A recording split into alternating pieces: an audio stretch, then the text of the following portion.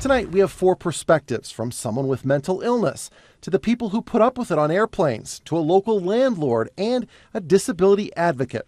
First up, Shanna Duffy, who suffers from bipolar disorder and survived a sexual assault. And I no longer felt safe. And is it time for the two sides to learn to work together?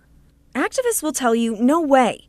But Anna Darko sees it as the only way. Automation, robots, machines, whatever you want to call them, are increasingly becoming the new employee, so we're going 360 on this latest trend of pouring your own. Let's look at the different perspectives. First, the very developers pitching their creation. Then you've got your bartender afraid his job is on the line, the business using the technology, and the economist looking at the reality of it all. I assume it's a little bit like the California roll. Not this kind of California roll, but I'm going to use it anyways. If you're not familiar with the California roll, basically it means a car can slow up to an intersection without stopping and roll all the way through. With bikes, it's called an Idaho stop, and with this new law, it could be legal in your city. And like sushi, some people aren't a big fan of it. It sucks because cyclists apparently have more rights than us cars do. And she thinks that all buses should have the shoulder belts. Tonight, multiple perspectives on the school bus seatbelt issue. Let's use quarters as an example. Each of these represents $100 million. Since 1992, bipartisan watchdogs estimate Tabor has saved Colorado taxpayers $3 billion. Pick me. To help with that choice, let's go 360. Get the family out together is what's the best part about it. Now, let's talk fake trees. Having a fake tree is a lot easier. And people like Alan have been using them for years. It's pre-lit, which is something we really enjoy about having a fake tree. But like all products, there's pros and cons. Colorado voters clearly sent a message last night. So what's next for fixing our roads? Amy Ford with CDOT says the state doesn't have the funding it needs for all of our infrastructure projects. Those who are for and against the tax hike for education seem to agree on one thing, that teachers deserve more money. But where they can't agree is just how to pay for it. Tonight, we're going 360 in the classroom with 5 different perspectives, starting out with educators. And that's where we start this 360 with the images seen here with the people who are desperate rescuers. We specialize in saving slaughter-bound horses. Yeah, what do you think of taxes? This guy hates them. I pay like $342 a week. This guy thinks the government is a fat cat that's gorging itself on your hard-earned money. There's another Great Depression coming, and that's because we've spent way too much. This lady thinks some of you should pay more. I am really upset that the rich are getting away with not paying their fair share.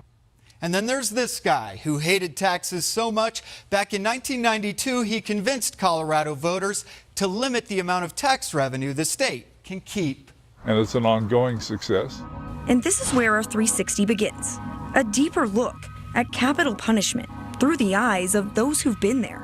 A mother and lawmaker whose son was gunned down. The prosecutor who decided the Aurora Theater shooter should be put to death. A lawyer who says capital punishment is nothing less than murder. And a juror whose belief forever changed after one experience. This retired school teacher and longtime resident is opposed to some of the development.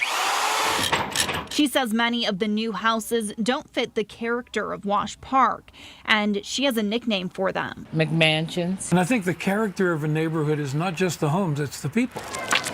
So if you don't have a vibrant people moving in and out and new families coming in, I think the neighborhood sort of stagnates.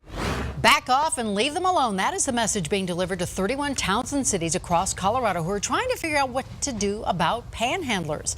Plenty of panhandlers lay claim to street corners all across our state. And there are plenty of opinions about this, so we're going 360 with Russell Haythorne. Yeah, you've all seen them, men, women, young and old, begging for money, and this is where a lot of opinions intersect. On one corner, the ACLU is fighting for panhandler rights. Venture to a different corner, and many say the trash, the impression it leaves on tourists, is all bad for Colorado. Down the street, homeless advocates argue this is an ethical issue. Up the hill, a convicted felon says it's better than a life of crime. So our story begins early in the morning with someone who says he just needs help. 6 days a week, Leon Allen makes this walk. He He works the corner at 6th and Colorado. And this side's better because you're facing the drivers themselves. Panhandling is an issue that stirs up all kinds of emotions. The Blue Colorado Cup captures the mountain essentials. Colorado River, the mountains, skiing. But one element in particular. It's 3 wells, 1, 2, 3. Is brewing up what some might call a venti-sized controversy. The oil rig jumped out at me. I want to ask Starbucks to redo the mug and put symbols on the mug that actually represent Colorado, the Colorado that we all know and love. While others aren't so sure a coffee mug is worth all the drama. You know what? If we redo everything that offends us, I don't think we're going to step out of the house.